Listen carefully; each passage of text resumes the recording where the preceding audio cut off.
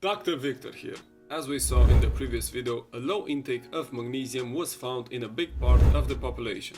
Keeping in mind that magnesium is involved in more than 300 essential metabolic reactions, we will see in this video that magnesium deficiency is linked to cardiovascular disease, diabetes, osteoporosis, proper muscle function, migraine headaches, and mental health. Let's begin.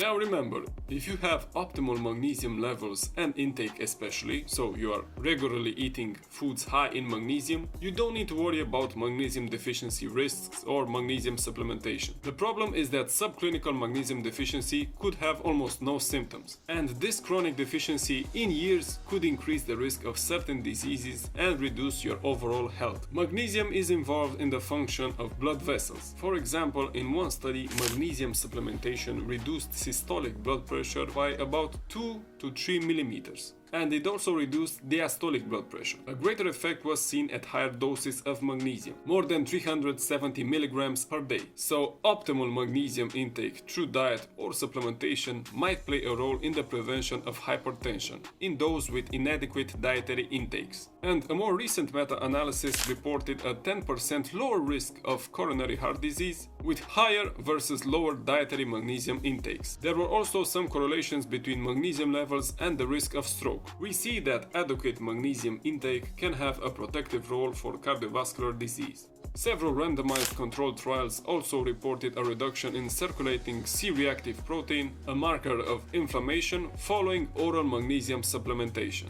So adequate magnesium levels can control inflammation in our body. Several meta-analyses conducted to date reported an 8 to 15% decrease in the risk of developing type 2 diabetes with each 100 milligrams increment in dietary magnesium intake. This could be because of magnesium's role in glucose metabolism, magnesium intakes being inversely associated with fasting insulin concentrations in studies. Hypomagnesemia, so low magnesium levels, might worsen insulin resistance. So we see magnesium also having a role in the development of type 2 diabetes. Another interesting finding is that lower intracellular magnesium concentrations have been reported in individuals who suffer from recurrent migraine headaches compared to migraine-free individuals. One study showed that 500 milligrams of magnesium oxide appeared to be effective in migraine prevention without significant adverse effects. And other studies suggest great results with transdermal, so through the skin, magnesium delivery. Magnesium being a mineral, it is also involved in bone health. Higher dietary magnesium intakes have been associated with increased total body bone mineral density in observational studies, and levels of magnesium in drinking water seem to be inversely associated with the risk of hip fracture. Think we're done yet? Well, no. Magnesium is involved in muscle function. Human studies indicated magnesium supplementation may improve performance parameters in both aerobic and anaerobic exercises. We need more studies to know for certain if magnesium supplementation has a benefit, but exercise performance may be compromised with deficient magnesium levels. Magnesium seems to promote a healthy mental state.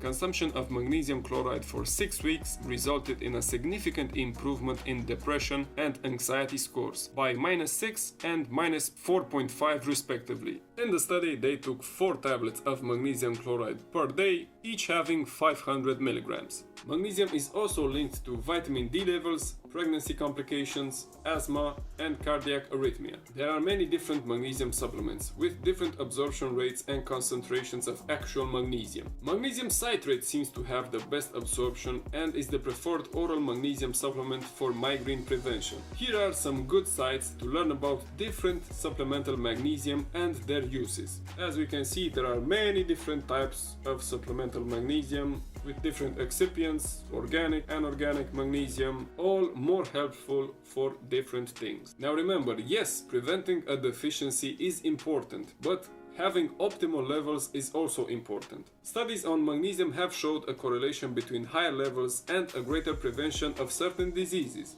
This is why it's important to strive for optimal levels of a certain element in our body, not just the average. Average may help us to function normally, but higher than average, optimal levels can increase our health even more. In this case, a higher intake of magnesium has a low amount of health risks, because excess magnesium is excreted through urine. This of course does not mean that you should pop a whole bottle of magnesium supplements in a day. Focus on getting your magnesium from the diet, not supplementation. You can see in the previous video great food sources of magnesium. And keep in mind that older adults are also more likely to have impaired kidney function. And excess magnesium being excreted through the kidneys, they should avoid taking more than 350 milligrams per day of supplemental magnesium without medical consultation. Thanks for watching. Hope this magnesium series was useful. Please leave a like and subscribe if you enjoyed the content, and write in the comments what videos would you like to see from me. See you next time. Salut!